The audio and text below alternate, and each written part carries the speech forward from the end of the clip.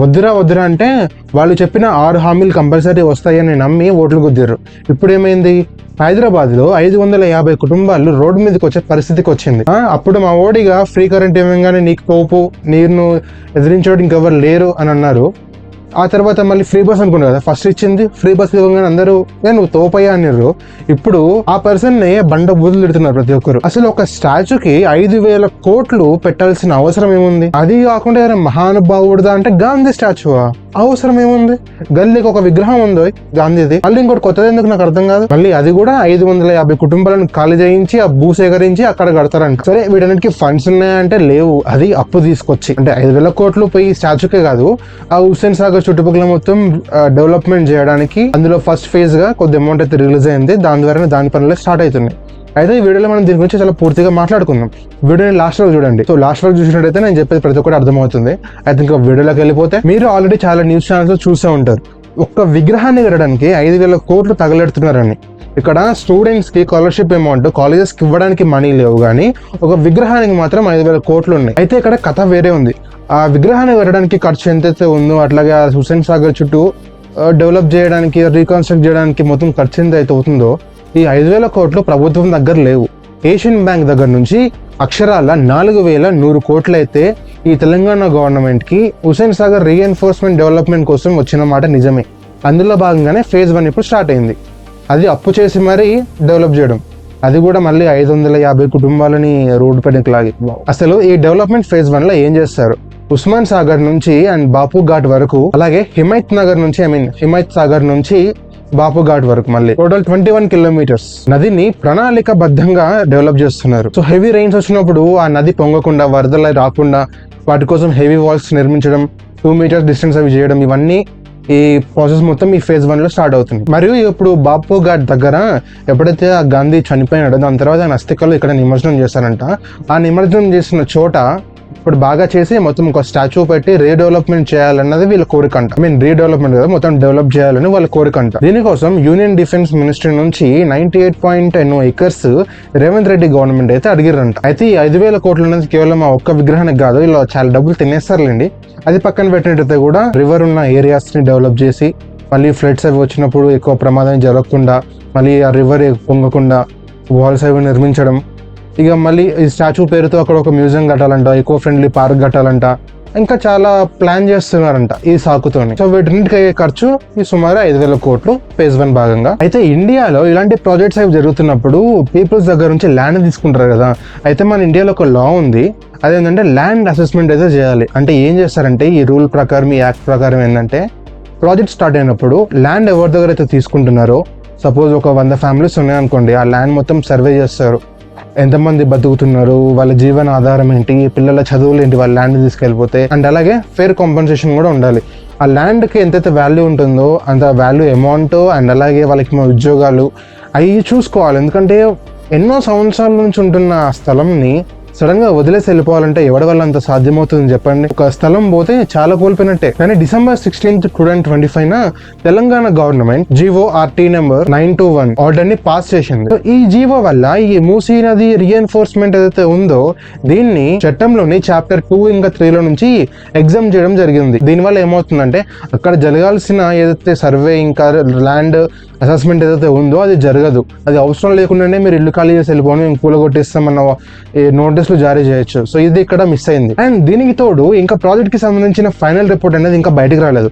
అంటే red areas ఏంటి, boundaries ఉండాలి కదా ప్రాజెక్ట్ స్టార్ట్ అయినప్పుడు, ఎక్కడ వరకు ఎండ్ అవుతుంది బౌండరీస్, ల్యాండ్ ఎంత కావాలి, అలాంటి ఒక డీటెయిల్డ్ రిపోర్ట్ అనేది ఇంకా రాలేదు.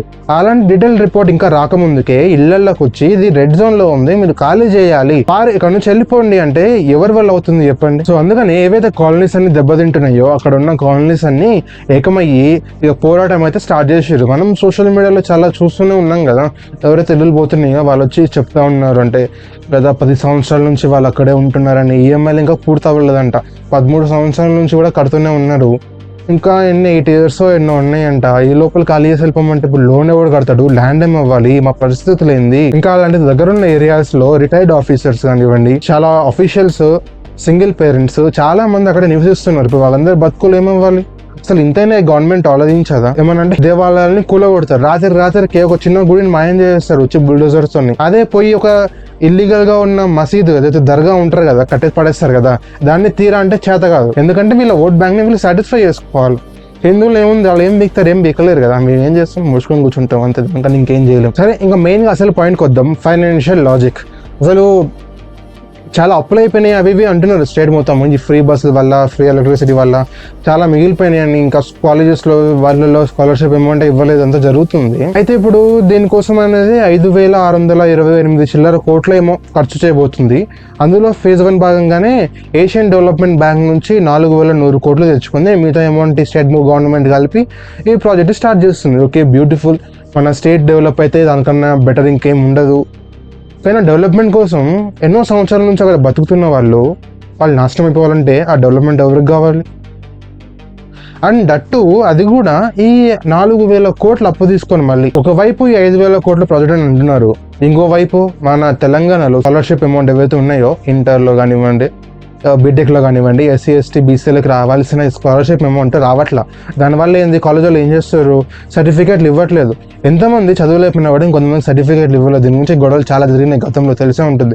పూర్తి అమౌంట్ అయితే ఇంకా ఇవ్వట్లేదు, కానీ ఏదో వడ్డీలు కదా ఇచ్చినట్టు చిల్లర కొంత అమౌంట్ రిలీజ్ చేస్తున్నారంట. దీనివల్ల స్టూడెంట్స్కి సర్టిఫికేట్స్ ఇవ్వట్లేరు, వాళ్ళకి జాబ్ రావాల్సిన జాబ్ ఆగిపోతున్నారు. ఆ జాబ్ వచ్చి కూడా సర్టిఫికేట్స్ లేని కారణంగా వాళ్ళు జాయిన్ అవ్వలేకపోతున్నారు. ఈ స్కాలర్షిప్ అమౌంట్ దాదాపు 8,500 కోట్ల వరకు ఉంటుంది. నువ్వు ఇంతగానం ఇక్కడ యూత్ ఏమంటారు స్టూడెంట్స్ యొక్క భవిష్యత్తుని బలంగా పెట్టి నీకు ఇది అవసరమా? గాంధీ స్టాచ్యూ అక్కడ పెట్టి ఎవరికి ఉపయోగం నాకు అర్థం కావట్లేదు. గల్లీ కోట ఉందో గాంధీ స్టాచ్యూ, నాకు ఇలా చెప్తుంటే ఇంకోటి గుర్తొస్తుంది. కొన్ని దగ్గర ఎప్పుడైతే సరే హిందూ ముస్లిం నేను చేయట్లేదు, ఎందుకంటే అదనేది వాళ్ళదనేది మతము. హిందూయిజం అనేది మతం కాదు, అది వే ఆఫ్ లైఫ్, సనాతన ధర్మం, ఒక ధర్మం అది. అయితే ఎప్పుడైతే టెంపుల్స్ ఇవన్నీ కడతామో దానికోసం గవర్నమెంట్ కూడా ల్యాండ్ ఇవ్వాల్సిన అవసరం లేదు. మన వాళ్ళు ఎవరో ఒకరు దానం చేస్తారు, డబ్బులు కూడా గవర్నమెంట్ ఇవ్వదు, డొనేషన్ ద్వారానే లక్షల కోట్లు వస్తాయి. అలాంటి ల్యాండ్లలో మేము టెంపుల్ కట్టుకుంటా ఉంటే వచ్చి నువ్వు టెంపుల్ కట్టాల్సిన అవసరం ఏముంది? స్కూల్లో కాలేజో కట్టచ్చు కదా. ఇప్పుడు ఎవరు అడగారా గాంధీ స్టాచ్యూ అవసరం ఏముంది? స్కూల్లో కాలేజో కట్టి చదువులు చెప్పడానికి ఎవరు మాట్లాడేవాళ్ళు ఏమయ్యారు అసలు? ఇప్పుడు మాట్లాడరు ఎవరు, ఎందుకంటే వీళ్ళకి ఓట్ బ్యాంక్ సాటిస్ఫాక్షన్ కావాలి. ఇలాంటివి చేస్తుందంటే వాళ్ళ ఓట్ బ్యాంక్ సాటిస్ఫై అవుతుంది. అండ్ అలాగే గురుకుల్ స్కూల్స్ గురించి విషయానికి వచ్చినట్టయితే సగానికన్నా సగం స్కూల్స్ అనేవి రెంట్స్ కట్టి ఆ బిల్డింగ్స్ చదువు చెప్తున్నారు. 1023 స్కూల్స్ ఉంటే వాళ్ళు 600 చిల్లర స్కూల్స్ రెంట్ కడుతున్నాయి. వీటిని కట్టచ్చు కదా, స్కూల్స్ ని కడితే చాలా మేలే కదా. మహా అంటే ఏంటంటే నీకు 5,000 కోట్లు అయిపోదు కదా ఈ బిల్డింగ్లు కట్టడానికి. సగం మంది కాంట్రాక్టర్స్ దొబ్బు తినేస్తారు, అది పక్కన పెట్టినట్టయితే. ఇంకోటి మెడికల్ సెక్టర్, ఒక ఫుల్లీ ఎక్విప్డ్ 100 or 200 బెడ్స్ ఉన్న హాస్పిటల్ని కట్టాలంటే ఎంత అవుతుంది?